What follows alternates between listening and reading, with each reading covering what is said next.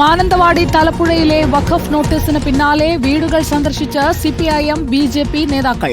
മുതലെടുപ്പിനുള്ള BJP ശ്രമം വിജയിക്കില്ലെന്ന് CPIM നേതാവ് P Jayarajan. സർക്കാർ ഇടപെട്ട് നോട്ടീസ് പിൻവലിക്കണമെന്ന് ബിജെപി നേതാവ് എം ടി രമേശും ആവശ്യപ്പെട്ടു. സ്ഥാനാർത്ഥി നവ്യ ഹരിദാസും തലപ്പുഴയിലെത്തി പ്രദേശവാസികളെ സന്ദർശിച്ചു. ചിലർ മുതലെടുപ്പിന് വേണ്ടി രംഗത്ത് വന്നിട്ടുണ്ട്. അത് ബി ജെ പിക്കാരാണ്. കേന്ദ്ര ഗവൺമെൻറ് ഇക്കാര്യത്തിൽ യാതൊന്നും ചെയ്യാൻ പറ്റില്ല. കാരണം ഇവിടെ സംസ്ഥാനത്തിലെ നിയമവുമായി ബന്ധപ്പെട്ടുകൊണ്ടാണ് അവർക്ക് സംരക്ഷണം ഒരുക്കാൻ കഴിയുക. അത് സംസ്ഥാന ഗവൺമെൻറ്റിനാണ് അക്കാര്യം ചെയ്യാൻ വേണ്ടി പറ്റുക. അപ്പം അതുകൊണ്ട് മുതലെടുപ്പിന് വേണ്ടിയുള്ള ബി ജെ പി ശ്രമം വിജയിക്കില്ല. ബഹുമാനപ്പെട്ട മുഖ്യമന്ത്രി ഈ കൈവശക്കാരെ ഒഴിപ്പിക്കില്ല എന്ന് കൃത്യമായി പ്രഖ്യാപിച്ചിട്ടുണ്ട്. അവർക്ക് സംസ്ഥാന ഗവൺമെൻറ്റിൽ ഉറച്ച വിശ്വാസമുണ്ട്.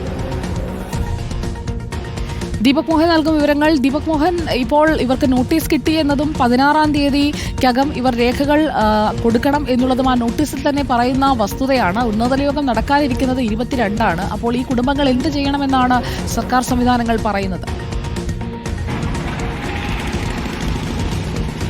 സുജയ, ഈ വയനാട് തലപ്പുഴയിലെ വഖഫ് ഭൂമി വിഷയവുമായി ബന്ധപ്പെട്ട 5 കുടുംബങ്ങൾക്കാണ് നോട്ടീസ് ലഭിച്ചത്. അതിൽ 16-ാം തീയതിയാണ് അവരോട് ഹാജരാകാൻ പറഞ്ഞത്. മാത്രമല്ല അതിനുശേഷം ഒരു സൂം മീറ്റിംഗിൽ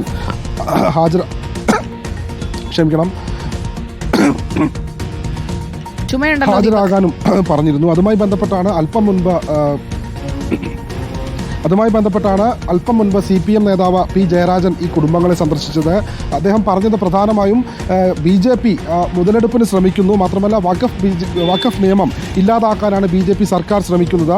കൈവശക്കാരൻ്റെ പേര് പറഞ്ഞ് ഇസ്ലാം മതവിശ്വാസ പ്രകാരം വഖഫ് ചെയ്യാനുള്ള അവകാശത്തിനെതിരെ BJP പ്രചരണം നടത്തുന്നു എന്നുള്ള രീതിയിൽ വലിയ തോതിലുള്ള വിമർശനം പി ജയരാജൻ ഉന്നയിച്ചിരുന്നു. അതോടൊപ്പം മുഖ്യമന്ത്രി ഇതുമായി ബന്ധപ്പെട്ട് പരിഗണനയുണ്ടാകും എന്നും പറഞ്ഞിരുന്നു.